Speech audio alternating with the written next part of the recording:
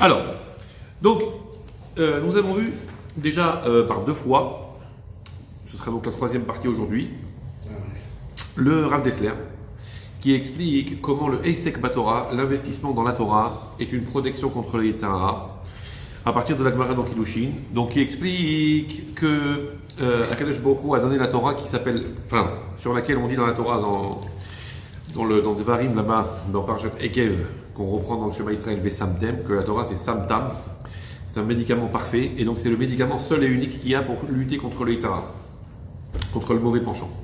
Et la Gemara dit, celui qui est Osek Batorah, celui qui est investi dans la Torah, ok, il est préservé du Yetzer Hara comme un pansement sur une plaie qui empêche la formation de germes, de bactéries et de microbes qui pourraient, mettre en danger la personne. Ok, donc tant que le médicament, tant que le pansement est posé, il n'y a pas de risque. Dès que le médicament est le pansement est un tant soit peu déplacé, on est en danger. Le Yetzer Hara nous attend à la sortie avec le bâton à la main. Ok. Et le Rav Dessler avait noté dans la Gemara qu'on parle de Osek Batorah, celui qui est investi. Et il avait dit Osek, c'est quoi? C'est deux choses. Osek, c'est investi comme un Esek, comme quelqu'un qui a un business. Et donc il est investi corps et âme, et chaque instant compte. Et il est tout le temps, il ne peut pas se décrocher, se déconnecter pour l'efficacité de son boulot. Donc c'est quelqu'un qui est vraiment corps et âme investi, et quand il est dedans, il ne se décroche pas. Premièrement. Et deuxièmement, c'est Esek, c'est l'idée de la bagarre. C'est-à-dire quelqu'un qui, quand il rentre dans un combat, il est décidé à en découdre et à gagner le bras de fer. Il est prêt à faire tous les efforts du monde pour gagner et remporter le combat. Donc de la même façon, Esek Batorah, il faut bien comprendre que c'est à la fois un investissement dans lequel il faut se connecter 100% et ne pas se laisser comment on appelle ça, perturber par des éléments extérieurs ou intérieurs. Et en même temps, c'est quelque chose qui est de l'ordre du combat, de l'investissement, où on est prêt à mettre tous les moyens pour donner les meilleurs résultats qui soient. D'accord? C'est ce qu'on avait dit. Là-dessus, on avait dit, c'est la suite qu'on a vu la dernière fois, c'est que, attention, si jamais on détourne l'esprit, ne serait-ce qu'un instant, alors le Satan, et on l'a vu hier à travers les questions qui ont été posées, les élargissements qu'on a fait, que le Satan en réalité, enfin la faute, c'est comme un roi, tout on avait dit, c'est comme un vent de folie, c'est-à-dire qu'en fin de compte, c'est un vent qui souffle de façon normale, c'est un vent qu'on connaît, et chacun sait quelle sensibilité il a par rapport à son vent à lui intérieur. Chacun sait quelle fragilité il a dans tel domaine, tel domaine, tel domaine, tel domaine. Il doit se prémunir en fonction de cette fragilité. Il sait qu'il a une fragilité dans tel domaine, donc il ne doit pas fréquenter les éléments liés à tel domaine. Il sait qu'il a une fragilité sur cette chose-là, il doit se prémunir et ne pas rentrer dans les limites qui le mettent en danger dans tel et tel domaine. On avait dit, c'est comme le vent, donc quelqu'un qui marche sur la poutrelle d'un balcon, ouais, et puis à un moment il tombe, alors on ne peut pas lui en vouloir d'être tombé, il a été emporté par le vent, miskin, c'est pas de sa faute, mais qu'est-ce qu'il faisait là en sachant qu'il y avait du vent et en sachant qu'il était, faillible et qu'il n'était pas armé pour lutter face au vent. Ok? Donc c'est le même principe, donc le Satan, il attaque de façon régulière et chacun doit savoir les domaines dans lesquels il a des fragilités pour pouvoir s'armer, se prémunir et faire attention. Mais en tout cas, le dénominateur commun de tout ça, c'est Osek Batorah, c'est quelqu'un qui s'accroche et qui investit et qui ne se décroche jamais de ce qu'on appelle Torah. Et la question qu'on avait posée, c'est, mais attendez, Osek Batorah, c'est bien beau, mais quelqu'un va être investi dans la Torah. Tu me parles d'un étudiant de la yeshiva, tu me parles d'un kollelman, tu me parles d'un rav, dont toute la vocation au quotidien, c'est l'étude. Je peux comprendre. Mais là, si on parle de tout le monde, sans exception, ça veut dire qu'il y a aussi des gens qui travaillent matériellement parlant. L'autre, il est employé des postes, l'autre, il a un business, l'autre, il est derrière son ordinateur, l'autre, il est au volant de sa voiture, l'autre, chacun en on ne peut pas imaginer qu'on s'adresse à tout le monde quand on dit que le seul moyen de lutter contre les Tzara, c'est Osek Batorah. Mais pouvoir investir dans l'étude de la Torah, enfin dans la Torah, sans s'en décrocher, mais comment on fait?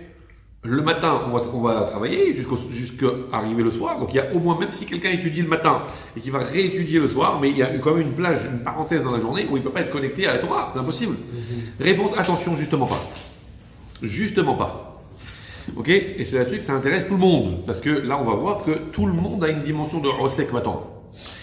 C'est ce que dit Rav Dessler, c'est la suite. Comment pourrait faire alors si le seul et unique moyen de se prémunir contre le Yetzer Hara, c'est Osek Batorah? Comment pourrait donc faire celui dont l'activité c'est Masa Umatan, c'est le commerce, il a un magasin, il travaille quoi? Comment il fait alors?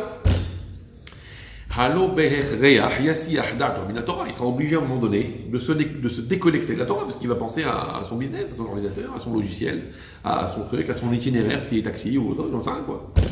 Ok? Be'emet enoken. Dire à Dessler, c'est pas comme ça. Il n'y a pas de SR Darat, c'est pas comme ça qu'il faut réfléchir. Qui? Zevulun ve'Issachar, shnehem ke'ehad oskim batorah. Il dit parce que Zevulun et Issachar, les deux, au même titre ke'ehad, comme une seule personne, oskim batorah, les deux sont investis dans la Torah. Alors Zevulun, c'est le commerçant. C'est que parmi les 12 tribus d'Israël, chacun a son rôle. Il y a des études qui sont faites par certains commentateurs, etc., pour comprendre comment, en fait, l'architecture sociale du peuple juif est définie justement par les 12 tribus d'Israël et par les brachot que Yaakov leur a donné. En fait, chacun, au-delà des brachot qu'il leur a donné sur le plan spirituel, etc., en fait, chacun a un rôle dans la société juive. C'est très intéressant à voir comment les choses sont définies. Et donc, il y a celui qui a telle fonction, telle fonction, telle fonction. Et les deux plus connus, c'est Issachar et Zvulun. Issachar, c'est celui qui est Yosher Ohel, c'est celui qui incarne, symbolise celui qui étudie la Torah. Okay? Il s'investit, il a délaissé toute forme d'activité extérieure, il fait que étudier la Torah. Et Zevulun, c'est celui qui fait du commerce et qui, au contraire, incarne celui qui travaille à l'extérieur pour gagner de l'argent. Et Issachar et Zevulun sont les deux collaborateurs, les deux compères d'un même système où Issachar étudie et Zevulun, avec ce qu'il ramasse en termes financiers pour gagner sa vie, en réalité, ce qu'il gagne, il le partage avec Issachar, ouais, et il, en quelque sorte, il sponsorise, c'est comme ça qu'on dirait aujourd'hui, sponsorise l'étude de Issachar, en disant Issachar, écoute, t'étudies, il n'y a pas de problème, tu ne te préoccupes pas de tes problèmes matériels, moi je les prends en charge.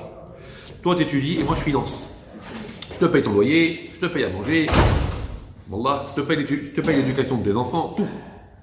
Mais en contrepartie, le mérite de ton étude, on partage. On est à 50-50 dans tout. De la même façon que toi, on est à 50-50 dans ce que je gagne financièrement.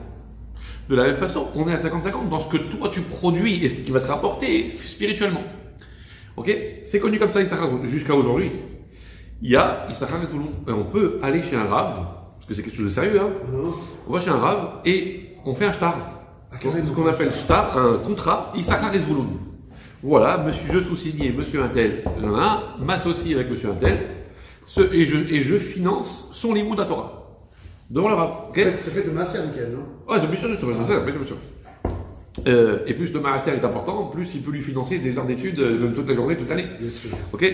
Mais c'est énorme parce que c'est un mérite énorme de pouvoir, quand on voit quelqu'un qui est brillant, malheureusement il y a beaucoup de gens, des jeunes des fois, qui sont brillants dans l'étude, on voit ce qu'ils pourraient devenir des géonymes, des très grands rabbinim, etc. Mais malheureusement, ils peuvent pas, financièrement, ils peuvent pas rester à la yeshiva. Après, quand ils se marient, ils peuvent pas, ils sont obligés de travailler, il y a personne pour les financer, leurs parents n'ont pas d'argent, etc., etc.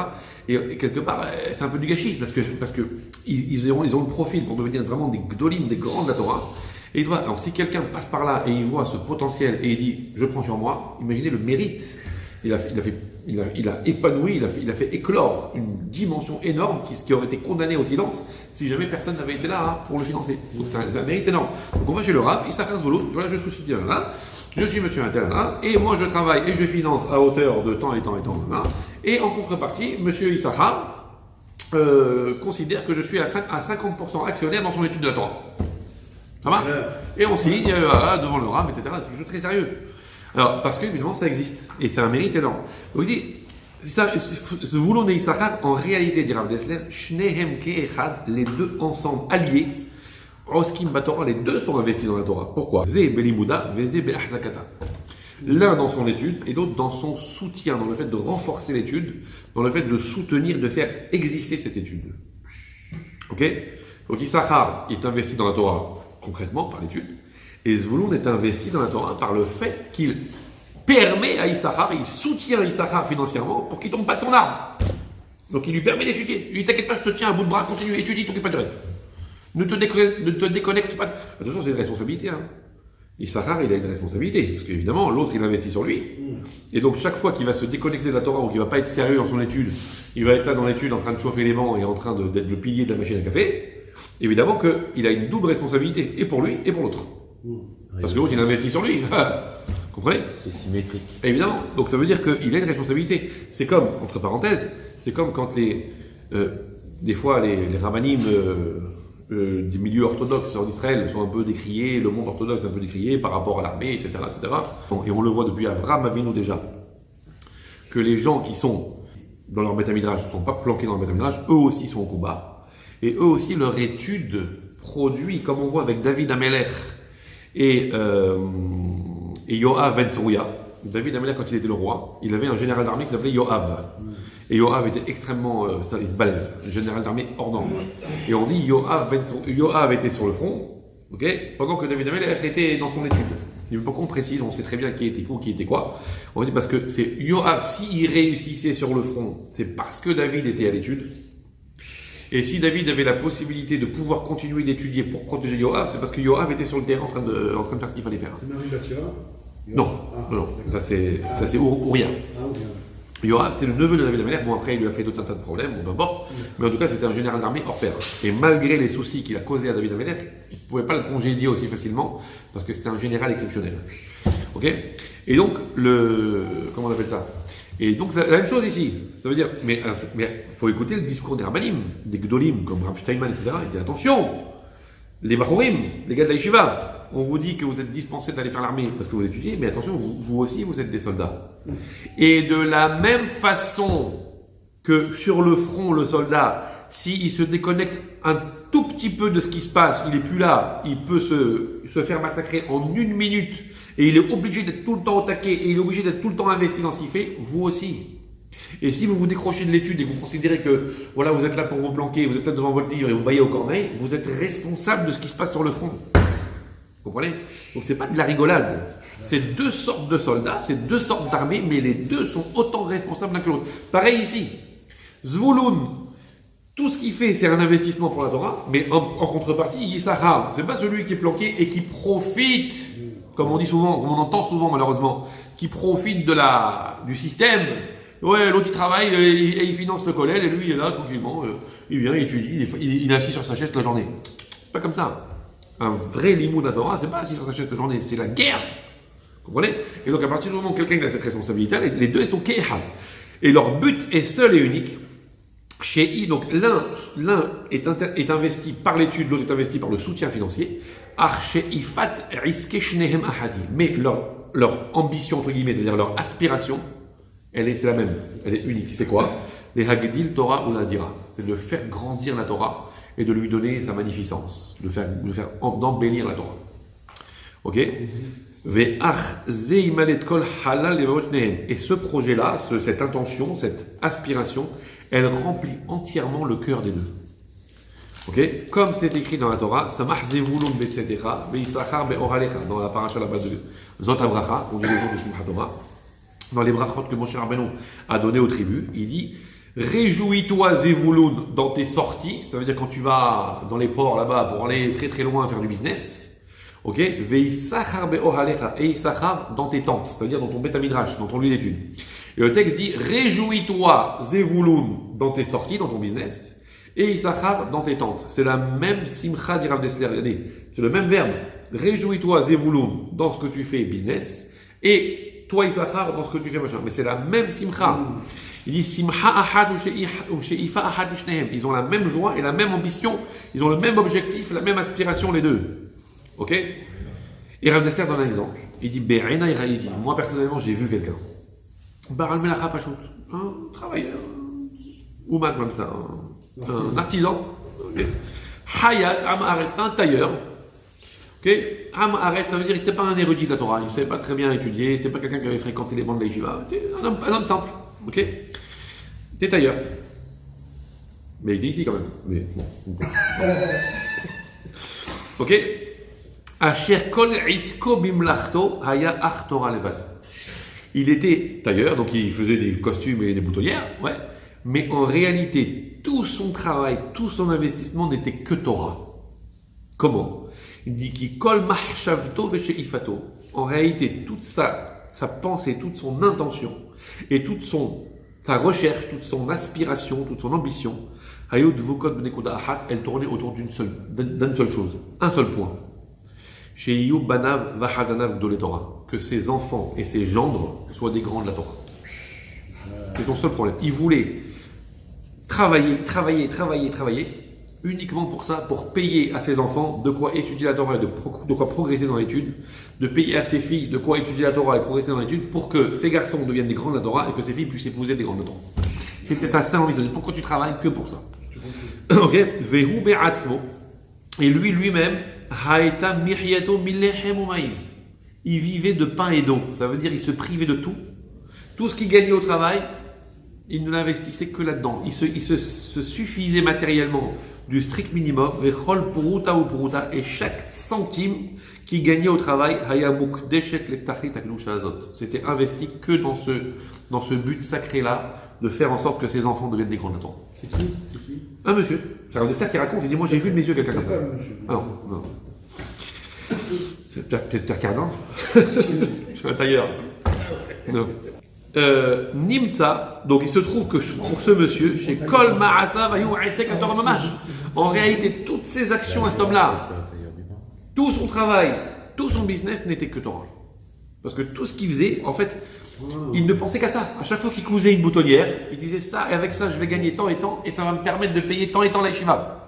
Ah, il faisait un costume, il prenait une commande, ah, ça va me permettre de gagner tant et tant, et ça va me permettre de donner tant et tant la yeshiva pour que mon fils il soit inscrit, tel truc, tel machin.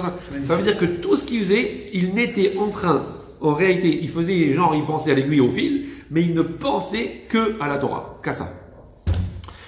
Mais en réalité pas. Mais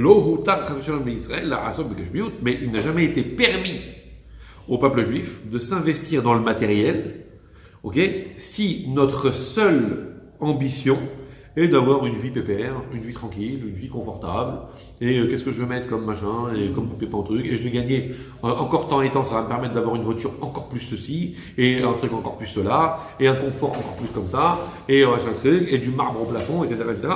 Jamais il n'a été autorisé d'investir dans la matérialité pour ça. La matérialité n'est entre guillemets autorisée entre nos mains que pour que le but est le seul et unique but ultime pour lequel on ramasse des biens matériels, c'est pour pouvoir les réinvestir dans le cadre de Torah et Mitzvot. Ok? Maintenant, attention, mettre ses enfants dans le confort de façon à ce qu'ils soient bien dans leur tête. Parce que si on est 14 dans un 2 pièces, pour que les enfants soient à l'aise dans leur tête, pour qu'ils soient aussi épanouis dans l'étude, c'est difficile. Donc évidemment que parfois aussi, il faut envisager une forme de confort. Mais pareil, cette forme de confort, elle doit être réinvestie dans une kavana, dans une intention qui est de faire en sorte qu'il y ait une telle ambiance qui soit propice à l'évolution spirituelle du système. Ok? Comment vous voulez faire aimer aux enfants le Shabbat? Ouais. Si chaque Shabbat, on est tellement dans la promiscuité, on est tellement dans le truc, dans l'étroitesse, dans machin, que c'est toujours la guerre, on se marche les uns sur les autres, et le Shabbat c'est tout sauf une ambiance sereine. Et vous leur dites les enfants, le Shabbat comme c'est beau, etc. Ils disent, c'est ça, comme c'est beau. Ouais. Ok? Donc évidemment que s'il y a la possibilité, pour pouvoir avoir un petit peu de harhava, un petit peu de largesse, voilà, un petit peu de largesse, alors évidemment que ça peut aussi être un investissement spirituel. Mais en fait, tout dépend de la kavana. C'est la même chose. Ok? Donc le but, ça peut être ça. Qui baisait Nimsar Beyadizro, parce que celui qui investirait dans la matière uniquement pour le côté matériel, confortable, agréable, etc., c'est ce qu'on appelle Nimsar Beyadizro. C'est celui qui est remis entre les mains de son Yetzirara, fait Nofel Tahat Yado, et qui tombe directement entre ses mains. Ok?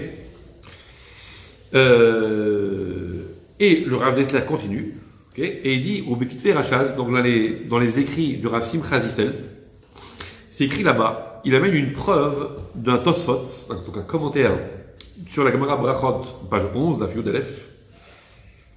Là-bas, le Tosfot demande, donc à propos de ce qu'on est en train de dire là, c'est-à-dire c'est quoi la preuve? Donc Rav Dessler est en train d'expliquer que être Rosek Batora, c'est pas seulement l'étude. C'est aussi que si quelqu'un vit matériellement, ouais, il vend des costumes. Ouais, comment des kchouches. Il vend des kchouches en bas de la tour Eiffel, ouais. D'ailleurs, j'ai un truc là-dessus à te dire. Le ramasseur de bois, c'est ça, mes cochettes. Oh, mes cochettes, c'est pas mal. Les ramassis. Les ramassis. Il prend les ramassis, c'est ça les chouches. Magnifique. C'est de moi. D'accord, bravo. C'est de la Torah, mais Bravo. Donc, un vendeur de chouche, il a un petit stand. Vous connaissez l'histoire de celui qui a fait fortune? Fortuné. Il y a un type, il a fait fortune. Il était très riche, etc. Il était à la tête de je sais pas combien de multinationales et tout. Il raconte comment il a fait fortune. Il veut raconter comment j'ai fait fortune. Comme quoi dans la vie, il ne faut jamais désespérer. Il dit un jour, j'étais moins que rien, SDF, j'étais par terre, je faisais la manche. Puis il y en a un, il a tellement eu pitié de moi, il me donnait une pomme. Et moi, j'étais sur le point de la manger. Et au lieu de la manger, je lui ai dit, c'est quoi? Je l'ai frotté, je l'ai rendue belle, brillante, etc. Et je l'ai vendue. Et ça m'a rapporté 50 centimes. Avec ces 50 centimes, j'ai acheté 2 pommes. Ok, 2 pommes, j'ai vu, je les ai frottées, j'ai rendu belles, brillantes et tout, je les ai vendues. Et avec ça, 1 euro. Avec 1 euro, j'ai acheté 4 pommes. Et ainsi de suite, jusqu'à ce que, voilà, et là, j'avais un petit panier. Donc, je vendais mes pommes dans mon petit panier. Puis ça a marché. À la fin, je me suis acheté une petite table. Je fais une petite table comme ça dans la rue, je vendais les pommes. Après, j'avais un stand un peu plus important.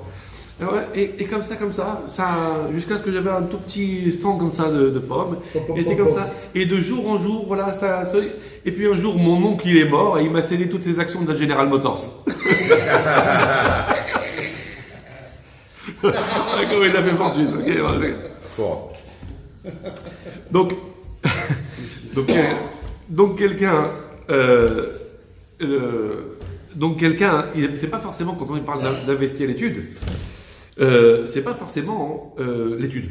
Quand on parle de Torah, être osek Torah, ça peut être aussi le business, quelqu'un qui travaille, mais toute sa kavana, c'est uniquement pour la Torah. Il travaille pour le chinour de ses enfants, pour payer l'école juive à ses enfants. Il travaille pour faire en sorte qu'il y ait un épanouissement spirituel, etc., etc. Donc ça veut dire que tout ce qu'il fait, c'est.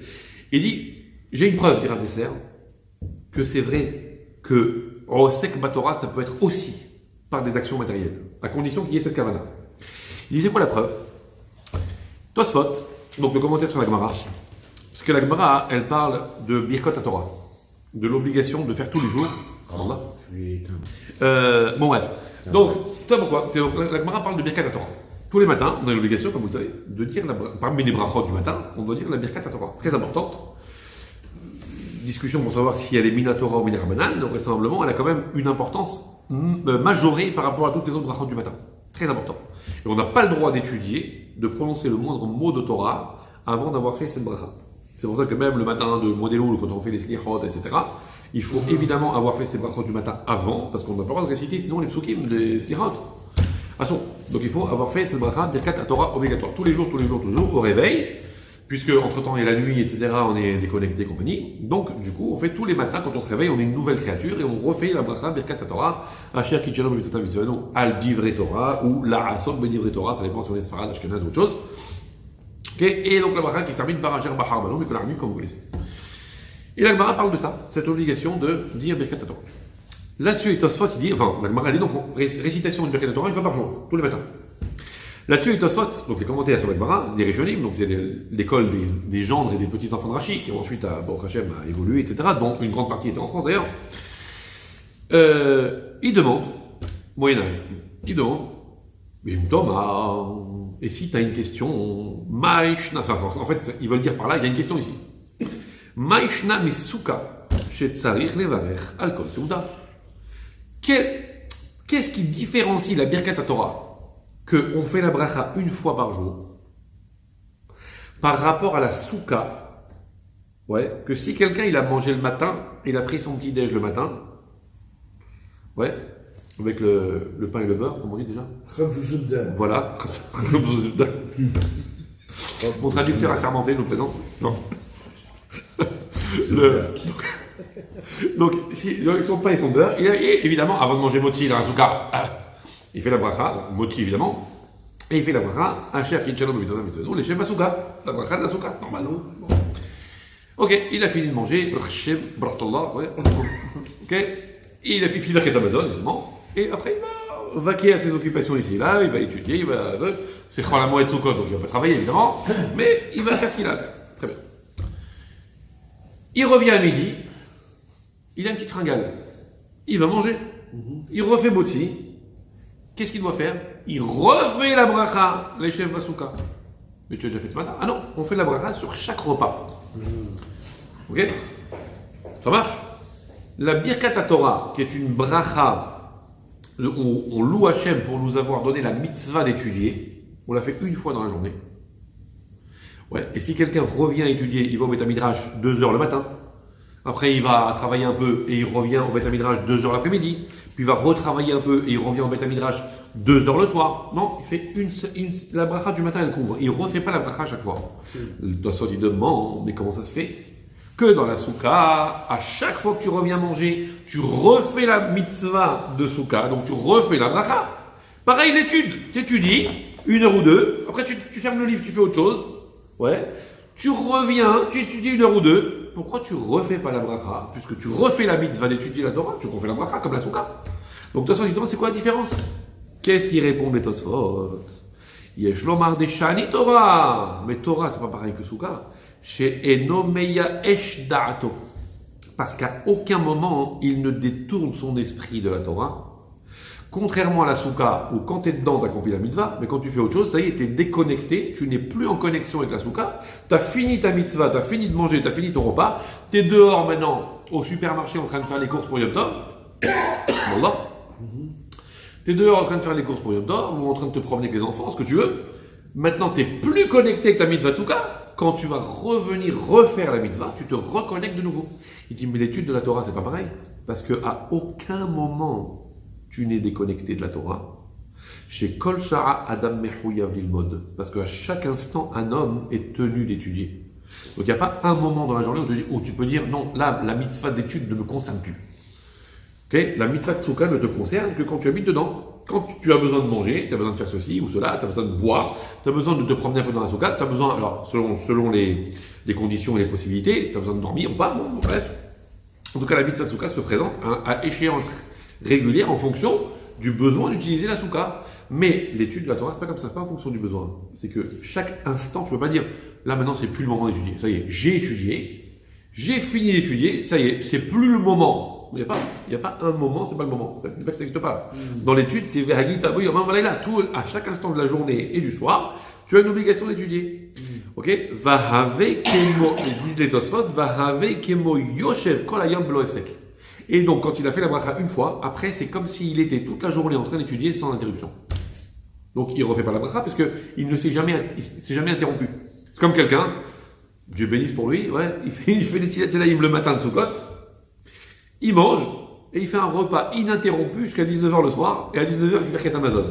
Quelle santé, grâce à Dieu. Ouais. Bon. Ok, qu'est-ce qu'il fait dans ces cas-là? Il fait une seule fois la mitzvah de la bracha Sukkot. Pourquoi tu veux qu'il fasse 10 fois la bracha alors qu'il est dans le même repas? Et bien l'étude de la Torah, c'est la même chose. Dit le Rav Dessler sur ce Tosfot, mais j'ai une question moi. C'est bizarre cette réponse de Tosfot. Quand il va travailler, il va investir sa pensée dans son travail et il va forcément se déconnecter de la Torah. Donc le Rav Dessler demande, il dit mais donc quand il est au travail, il est investi dans son travail. Donc tu veux pas dire qu'il pense à l'étude à ce moment-là. Imagine le type, il a un très gros dossier à gérer. Le mec, il est avocat ou juge. Un exemple. Bon, il y a d'autres professions, mais là, le mec, il est obligé d'être dans ces petits détails. Il écoute le client exactement comment il va être sa stratégie de défense, de machin, de ci, de ça. Il a mal à la tête. Il est obligé d'investir sa tête dans le dossier. Parce que s'il y a une pièce, un élément qui lui échappe, il peut envoyer son client au trou au lieu de l'en sortir. Donc c'est obligé qu'il investisse sa tête dans son travail. Alors à ce moment-là, son étude, c'est sûr qu'il n'y pense pas. Donc demande Rav Dessler, qu'est-ce que tu me racontes? Qu'il est toute la journée investi dans l'étude, il est concerné par la mitzvah toute la journée, mais c'est pas vrai. S'il va travailler, qu'il est vraiment investi dans son travail, pendant les 3 heures de temps de la matinée où il a travaillé, quand il va revenir étudier à midi, c'est une nouvelle connexion. Sinon, et là, Al-Kochar, tu es obligé de dire, pour comprendre Tosfot, tu es obligé de dire que l'explication de Tosfot, c'est que chez Tsarir, chez Gam Tachlit Melachto, Tiye Torah.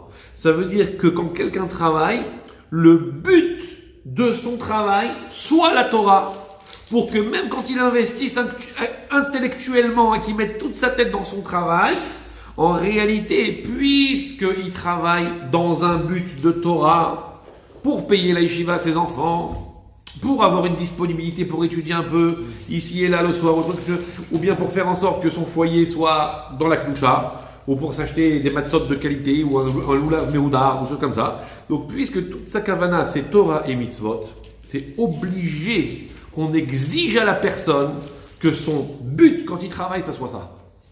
Ok? Ça marche?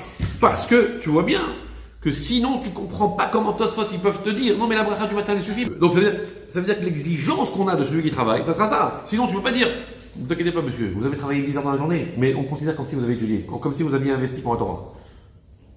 Ça veut dire, n'oubliez pas que ça sous-entend que ça veut dire que quand tu travailles de 9h du matin jusqu'à 18, 20h, 22h, ce que tu veux, ça veut dire que toute ta tête, en réalité, elle fait genre elle est dans le travail, mais en fait c'est la relation de chal. Ouais. Vous connaissez la relation de chal? Ouais.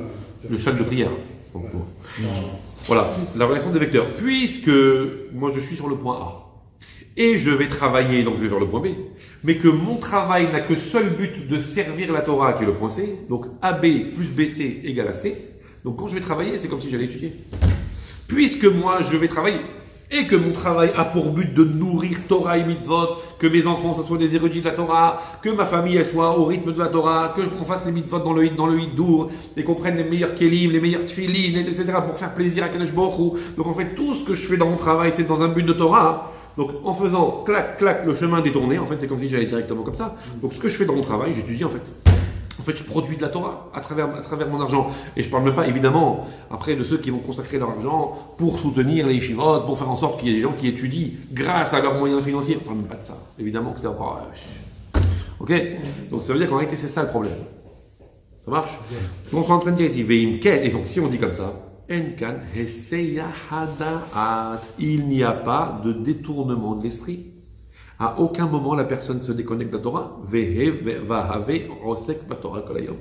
Et donc le bonhomme, on peut considérer qu'il est osek batorah, il investit dans la Torah toute la journée. Et quelqu'un qui est dans cet esprit-là, que même quand il fait ses activités matérielles, en réalité il nourrit ses ambitions spirituelles, ça s'appelle osek batorah, et lui aussi, il est protégé contre le Yitzhara. Ça marche?